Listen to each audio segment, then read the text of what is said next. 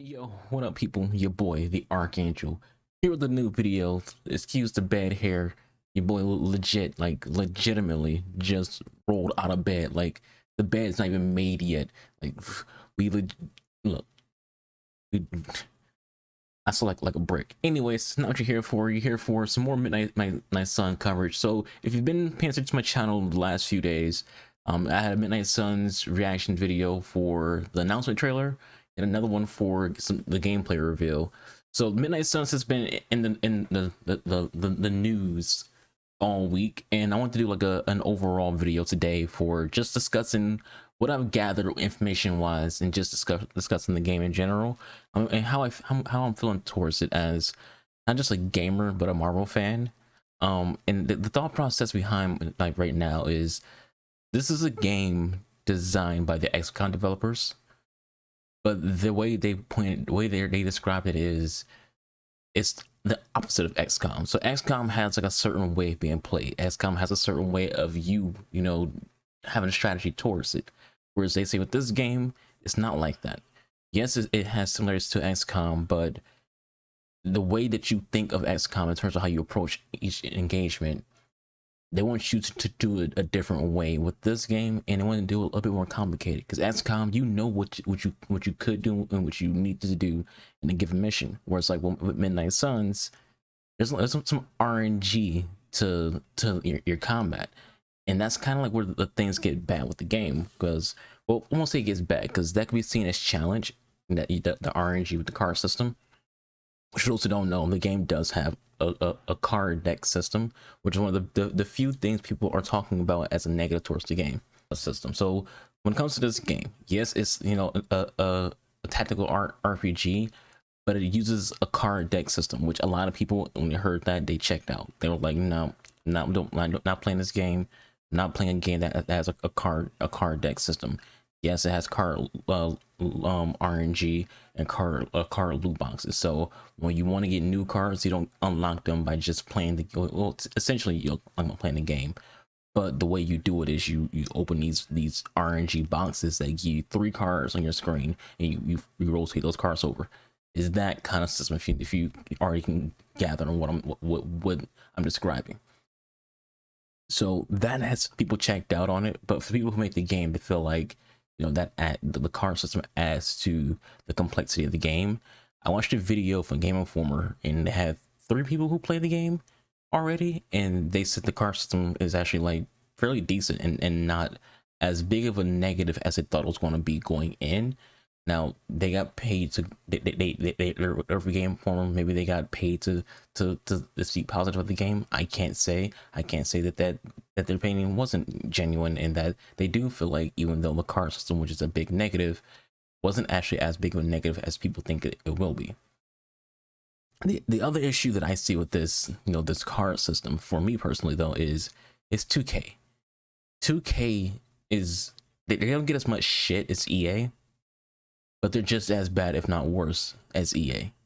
2K, like Borderlands went unscathed when it came to the situation, but if you've ever played 2K sport games, like you watch my gameplay reveal reaction, I made the comment that 2K, your sport games are shit. 2K sport games aren't good games in my opinion, and they know that. So they microtransaction, like they monetize the fuck out of their sport games. Like NBA 2K is legit gambling. Like there's literally pachinko machines, slot machines. It's legitimate gambling in a basketball game. So if you're a Marvel fan, if you're a fan of video games, and you see that there's loot boxes in a video game and it's 2K, you gotta worry about it, because like, how hard are they gonna monetize this game? A publishing studio who legitimately has gambling machines in a sports game, they're gonna have a field day with a freaking card-based freaking tactical RPG. They're gonna monetize the fuck out of this game. That's the fear that I have, is that they're gonna monetize the fuck out of this game to where you wouldn't be able to enjoy it, because if you're not, you know, putting extra money into it, you won't get out of it what you want to get out of it. You won't get a fair experience. So the fear there is that this becomes Marvel gambling, because 2K sport games are sport gambling. So the fear here is Marvel gambling. And so like, it's just, there's fears with this game. Like, I know I've been very positive in the first videos when it comes to this coverage, but my overall thought towards the game is fear. I'm fearful because I don't trust 2K. I don't know what to expect with this game, because I'm thinking I was going to get like an XCOM Marvel game, which would have been fine. But now I'm thinking this is going to be like some super monetized, last generation visual, game that they're just marketing because Marvel. Even the way the game is like designed in terms of like the characters screams they're just trying to make some money. So like, to give some backstory on the Midnight Suns. First, I must understand that Midnight Suns, spelled with an O instead of a U, like the game is, was a comic series in Marvel. But the game definitely borrows from the idea of the comic, which begs the question of its character selection. Midnight Suns in the comics is supposed to be about the supernatural side of Marvel. So, they should have like supernatural heroes for the game, right? In the comics, Hannibal King was a part of the Midnight Suns team that involved Blade and Ghost Rider, as well as Frank Drake. But they're not in the games. So to me, I feel like they're probably going to see this video and add it as DLC. But if you want to have the Midnight Suns, you want to expand upon the Midnight Suns mythos, then you add other supernatural characters, or people who are involved with the supernatural like beings. Elsa Bloodstone, Hellstrom, Shaman, Satana, Wiccan, Morbius, who's also in Midnight Suns comics. Those are people you could have added, as well as like Clea Strange or Brother Voodoo, and even Scarlet Witch. All should be perfect for a game based around the supernatural. But instead they went with just a few supernaturals like Sisters Grimm, Lover, Ghost Rider, Robbie Reyes, which is better than Johnny Blaze in my opinion, and Doctor Strange. If you're gonna have Doctor Strange, you might as well have Clea. For those who don't know who Clea is, she's Doctor Strange. Her name's Clea Strange. So connect the dots.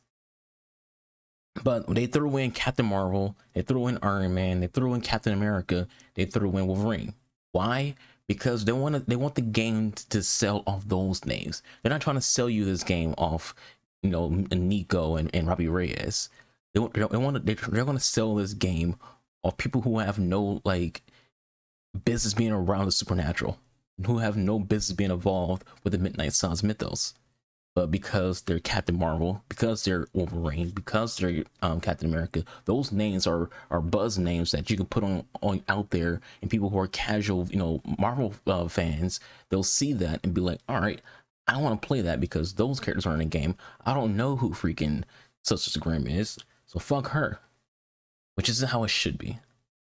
I personally want to see more studios embrace other characters outside the mainstream to grow Marvel to the masses that way, by having these games, because games are the biggest medium out there. You can introduce characters that way to the masses instead of just throwing down our throats the people who we already know about. But again, like, what sucks is that those characters that I just named, they'll likely end up in the game as DLC because it's 2K and they will monetize the fuck out of this game. So in closing, what I want to talk about is the Marvel human property. Marvel as an entity is fine when it comes to their comics, when it comes to their TV series and their movies, their animated series, but their game property is not very good.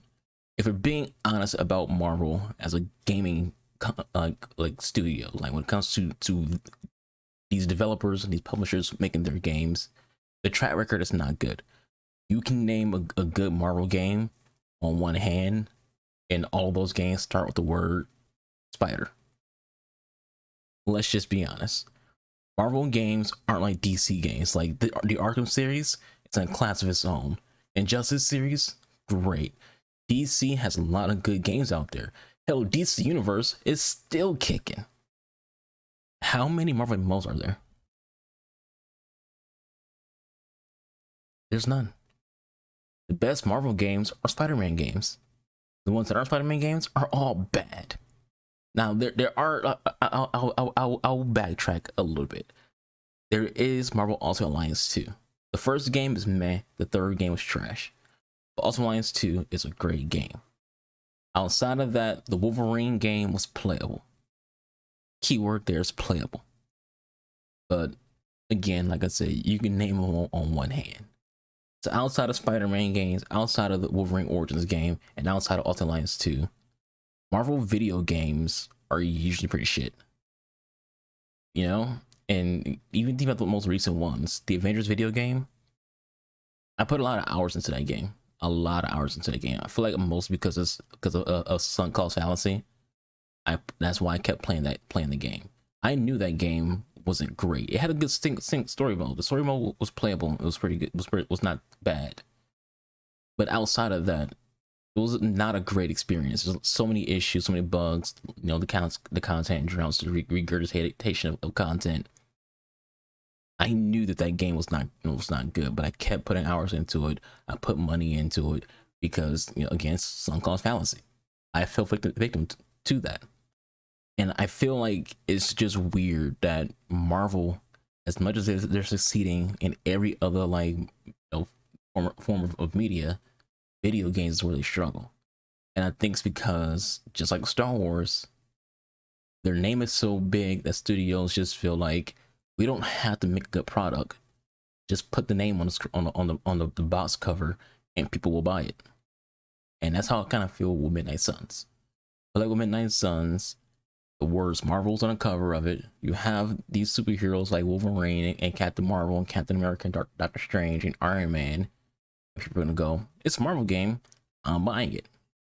And yeah, I'm one of those people. I'm likely going to buy it, not because of those characters. To be honest, I'm probably going to buy it just because I want to play as Magik and Sorceress Grimm. You know, Magik and Sorceress Grimm are in my top 10 for favorite like female characters at Marvel. So that tells me on that. There's not a lot of games out there where I can play those two characters. So, and the ones that do exist where I can play those characters are mobile games.